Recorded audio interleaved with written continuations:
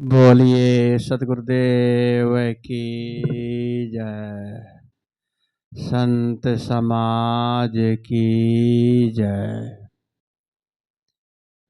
मेरे जीवन के प्रेरणा स्रोत मेरे परम आराध्य सतगुरुदेव एवं सत्संग सभा स्थल में बैठे हैं मेरी प्रिय बंधु, ममतामयी माताओं, बहनों एवं नन्हे मुन्ने प्यारे बच्चों,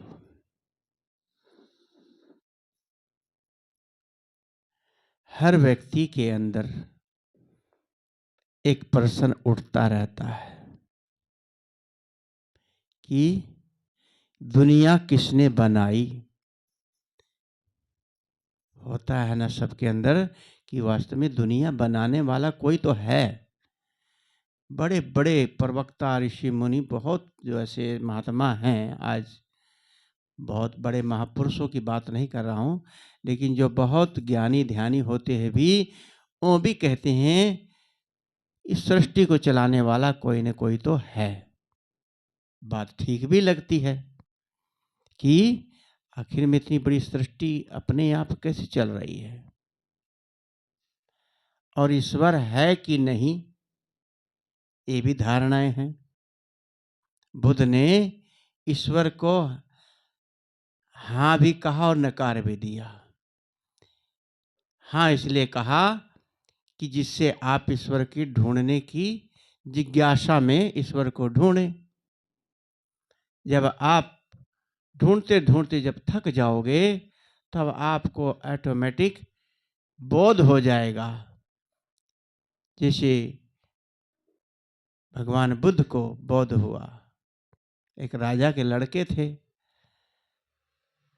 और उनको ऐसे ही दुनिया को बिल्कुल निसार लगा, संसार निसार लगा, तो दुनिया को ऐसा निसार समझ के राजपाट छोड़ करके भगवान की तलाश में चले गए। लेकिन कितने सालों तक तपस्या में रहे पर भगवान नहीं मिला। तब वो ध्यान में बैठे, तब उनको कुछ बोध प्राप्त हुआ। उनकी आत्मा ने स्वयं बता दिया, तुम स्वयं ही परमात्मा हो। बुद्ध का ज्ञान, कबीर का ज्ञान, बड़े बड़े महापुरुषों के ज्ञान कोई अलग नहीं है। लेकिन जो बुद्ध का ज्ञान नकार देगा, कबीर का ज्ञान नकार देगा, समझ लो बहुत दुर्भाग्यशाली होगा और कभी भी सही मार्ग कभी नहीं पा सकता। तभी सद्गुरु ने कहा, ढूंढत दौड़त दौड़त दौड़िया, जहां लो मन की दौड़। दौड़ते रहो जहां तक जब आपका मंजिल मिल जाएगी, दौड़ना ऑटोमेटिक रुक जाएगा। कहा है मंजिल वही है जिसके आगे राह ना हो। असली मंजिल हमारी वही है जिसके आगे राह ना हो, कुछ बच नहीं जाता, वहां रास्ता खत्म हो जाता है। यहां पर हमने ये कहा कि दुनिया किसने बनाई, इस पर भी दो मत हैं, तीन मत हैं, चार मत हैं, कई मत हैं। कि सृष्टि को पहला मत की भगवान ने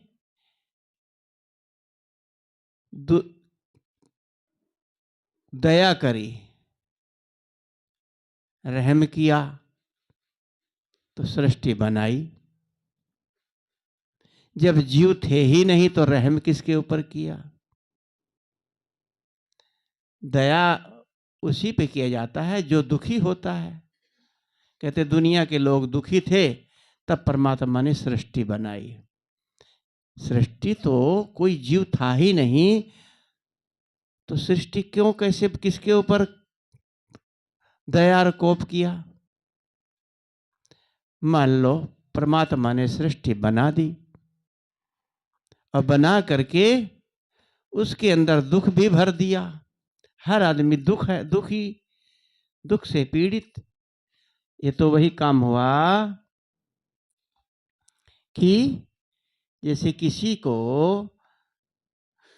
रस्सी से बांध करके कुएं में डाल दिया जाए और फिर ऊपर खींचा जाए, आओ बेटा ऊपर आ जाओ, फिर डाले, फिर खींचे। तो भगवान ऐसा लोगों को कहता मेरा भजन करो, कल्याण हो जाएगा, ऊपर से दुख डाल दिया। क्या भगवान ऐसा अच्छा होगा? क्या अपने बच्चों पर दया नहीं करेगा, दुख देगा? कहते हैं कि ईश्वर की माया सबको नचा रही है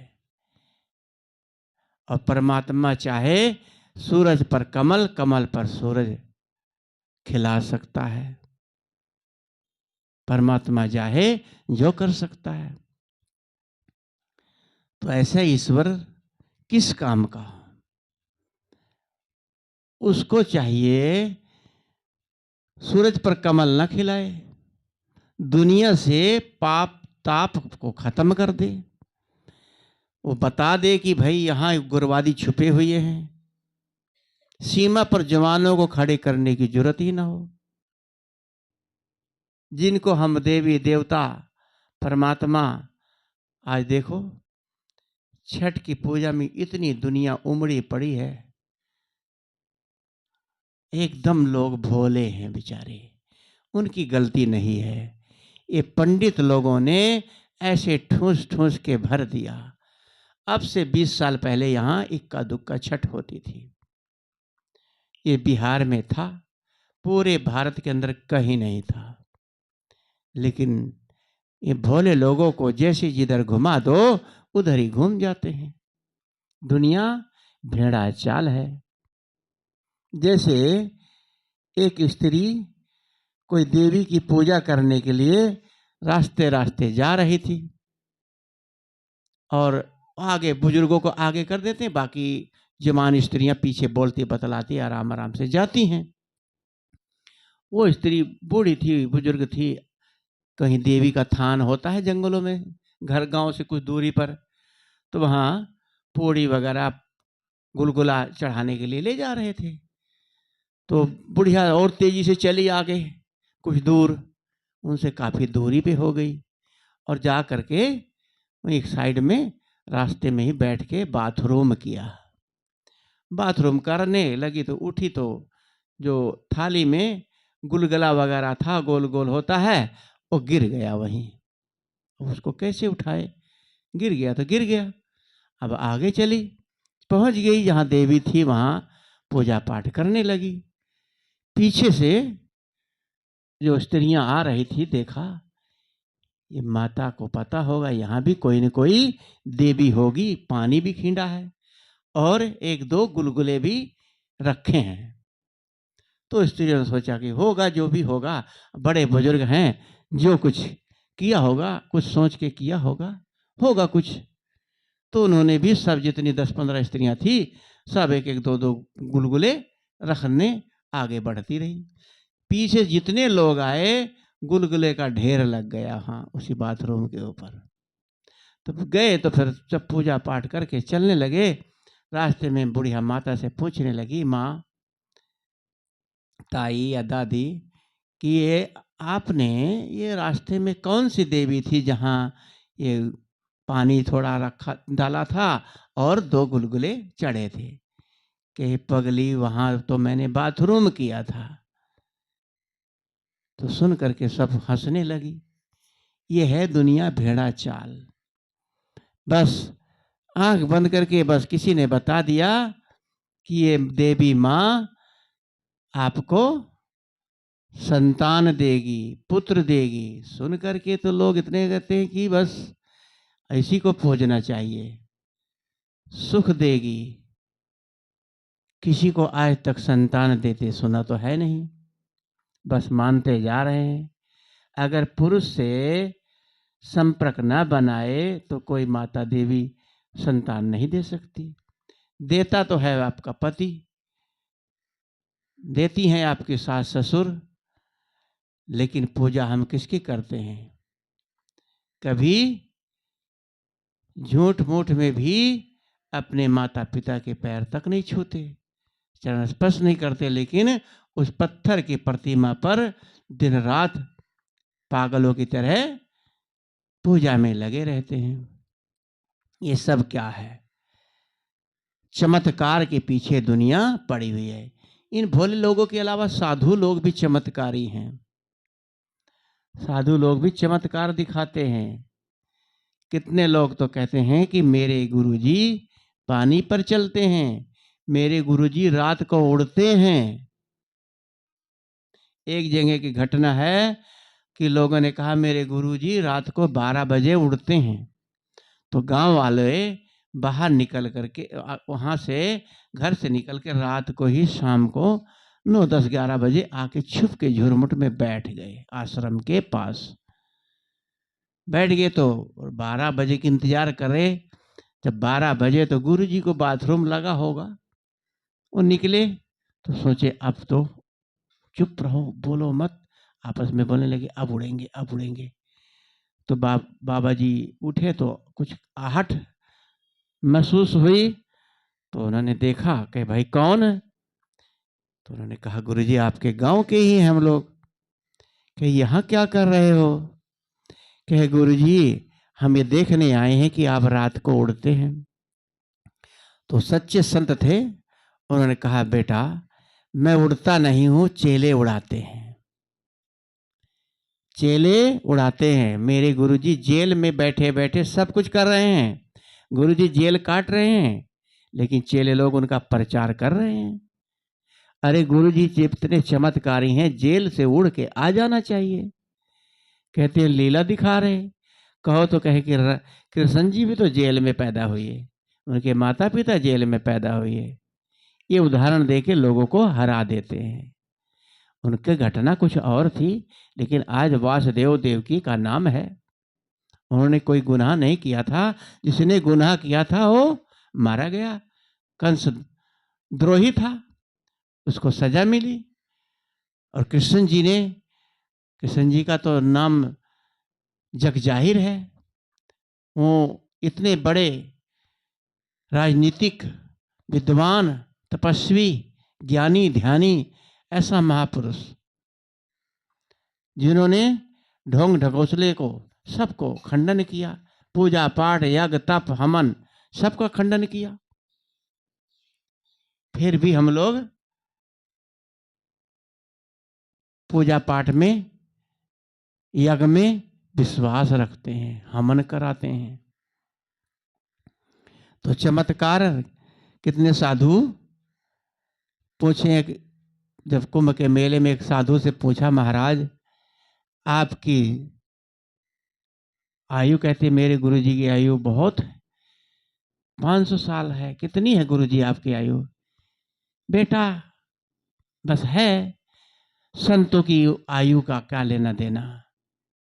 आगे उन्होंने गोलमोल कर दिया, बताया नहीं। संत की महापुरुषों की आयु तो बहुत होती है, उसमें क्या बताएं।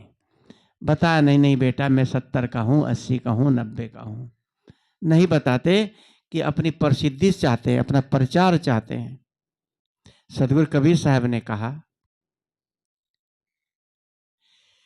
कि आसन उड़ाए काव बड़ाई, जैसे कौवा चील मरड़ाई। आसन उड़ाने से क्या बड़ाई? अगर कौवा चील भी तो आसमान में उड़ते हैं।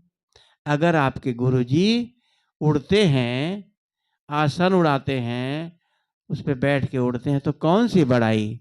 ये कौवे चील के बराबर हैं। हालांकि न तो कोई आसन उड़ता है, न कोई संत महात्मा उड़ता है, लेकिन उड़ाते हैं और अपने आप को बहुत बड़े महापुरुष कहलाते हैं। जगत गुरु, जगत के गुरु कहला। कितने, इतना बड़ा संसार है, किसके गुरु? जगत के लोग थू थू कर रहे हैं और जगत गुरु बने बैठे हैं। अपने कारनामों से उनका बहिष्कार हो रहा है। नाम सुनते हैं तो रे रे रे रे, आप कौन से पंथ में हैं? इसमें हो? ये तो ऐसे हैं। पंथों का नाम बदनाम कर दिया। पंथ कोई धर्म नहीं है, ये संप्रदाय है। पंथ कबीर साहब का कोई पंथ नहीं था। उन्होंने केवल मनुष्यता की बात करी थी, मनुष्य से बात करी। कहे कबीर सुनो भाई साधो, भाई साधो, सुनो और साधो। तो थोड़ा सा पहले के जमाने में कितने महापुरुष हुए, आजकल के जो महापुरुष हैं उनको देखो, अपने नाम के आगे जब तक पूंछ नहीं लगाएंगे तब तक बड़े नहीं कहलाएंगे। क्योंकि भाई पूरा नाम बताइए। वेदानंद शास्त्री, मानस मर्मग, पता नहीं क्या क्या लिख देते। 1008 श्री महामर्मग, मानस मर्मग, 2 चौपाई रामायण की जान जाते, मानस मर्मग कहलाते हैं। और गोस्वामी जी ने अपने को तुलसीदास कहा, कबीर साहब ने कबीर दास कहा, गुरु नानक देव ने गुरु नानक कहा, नानक कहा।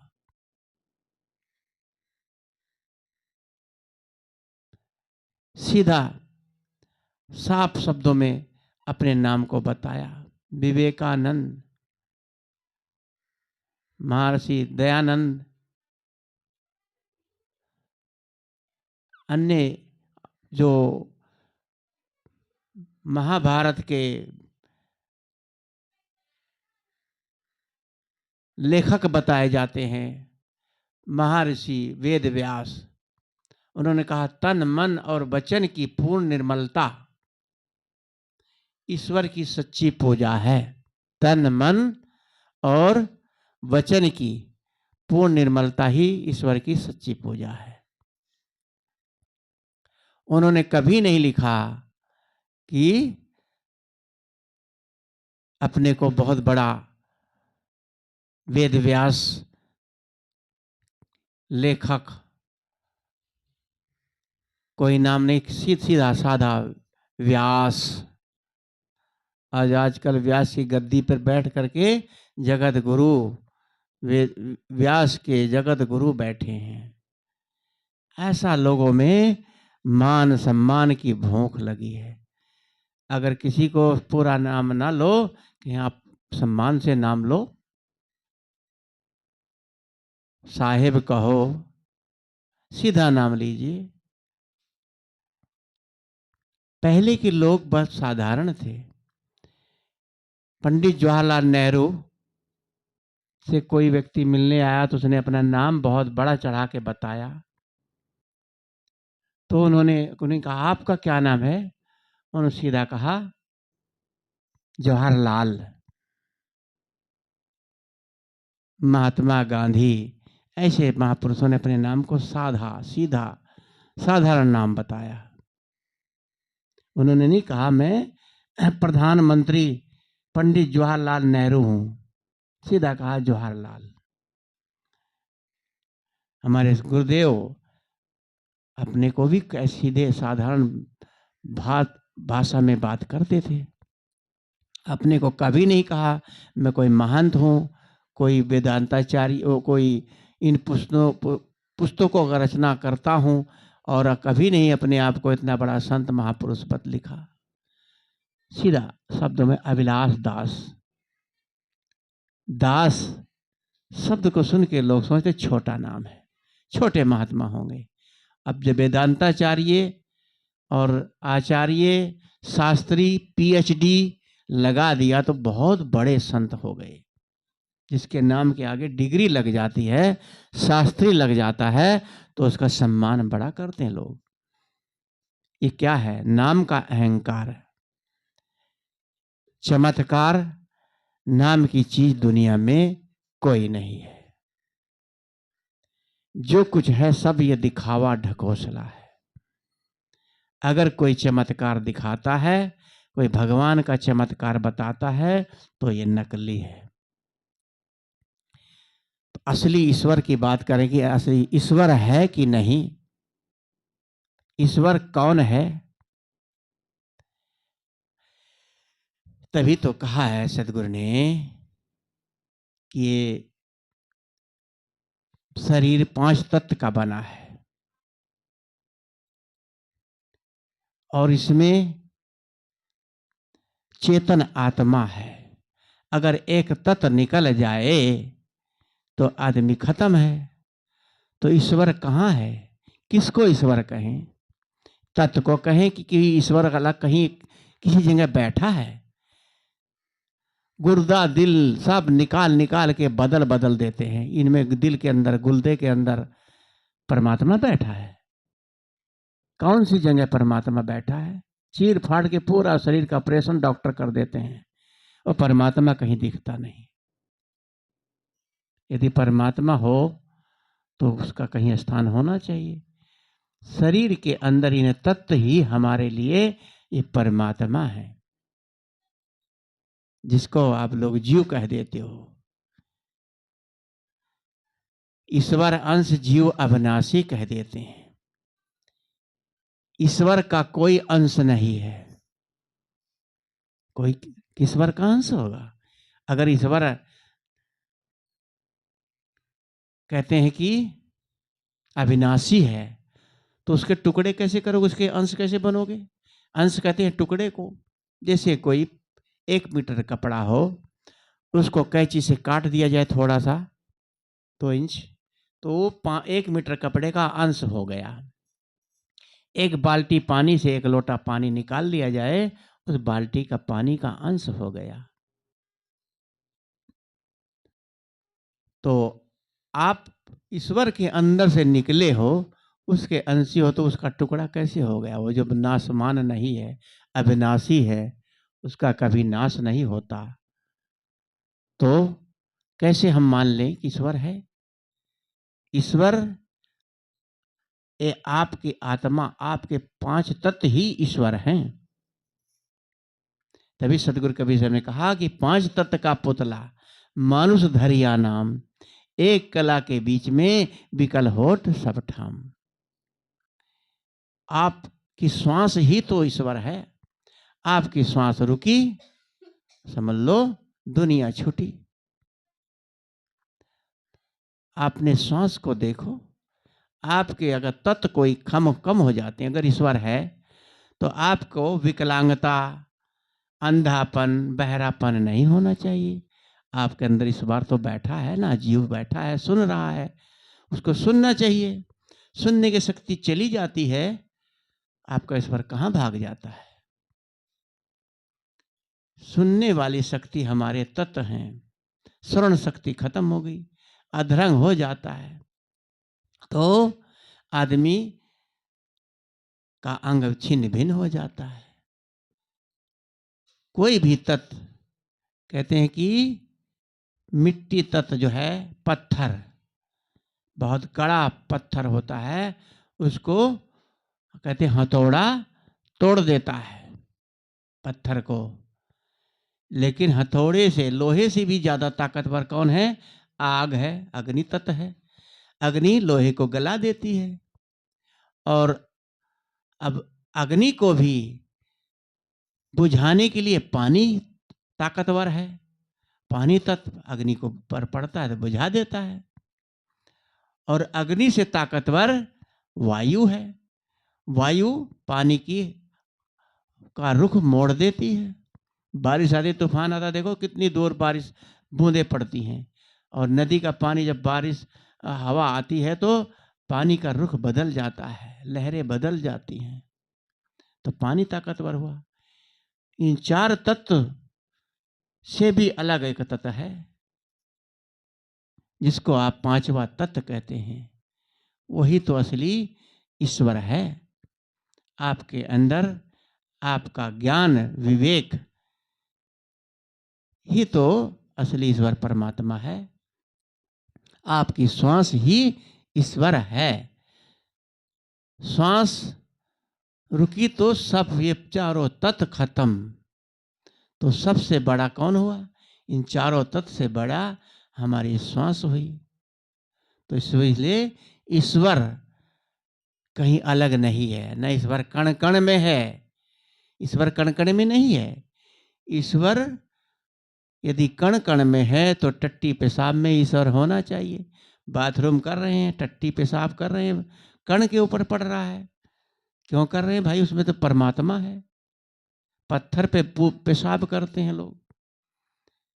कण है, जमीन में तो कण होता है। उस कण में भगवान है तो उसके ऊपर क्यों भगवान के ऊपर पेशाब करते हो? ये सब एक भावुकता में कह दिया जाता है। परमात्मा घट घट में है। सब घट बैठ मेरा साइया, सोनी सेज न कोई। हर घट के भीतर वो चेतन आत्मा जिसको कहते हैं हम लोग, वो श्वास हर घट में चल रही है। अपनी श्वास पर ही ध्यान देना होता। बुद्ध का असली ज्ञान यही है। अपनी श्वास को देखो, श्वास पर ध्यान दो। जितने भी योगाचार्य ध्यान कराने वाले, मेडिटेशन कराने वाले, सब श्वास पर ही मेडिटेशन करते हैं। तो श्वास ही हमारे अंदर एक शक्ति है, चेतनता है। इसको आप चाहे सोल कहो, परमात्मा कहो, ईश्वर कहो, खुदा कहो, गॉड कहो, कुछ भी कहो, लेकिन ईश्वर कहीं अलग से नहीं है। ना कण कण में है, ना कहीं किसी अलग कोई पत्थर में है, कोई पहाड़ में है, कोई जंगल में है, कोई मंदिर में है, कहीं नहीं है। आपके श्वास ही एक ईश्वर का रूप है। तो हमें अपने को ही तो जानना है, पहचानना है। हमने अभी दुनिया किसने बनाई इस पर विचार कल किया जाएगा, कैसे बनी। लेकिन ईश्वर है कि नहीं? ईश्वर कौन है? ईश्वर कण कण में है कि घट घट में है? चमत्कार होता है कि नहीं? चमत्कार क्या है? इस पर थोड़ा मैं विचार किया। तो इन शब्दों के साथ हम अपनी वाणी को विराम देते हैं। बोलिए सदगुरुदेव की जय। वंदन है जी गुरुदेव आपको, वंदन है, वंदन है जी गुरुदेव आपको, वंदन है। काल जाल का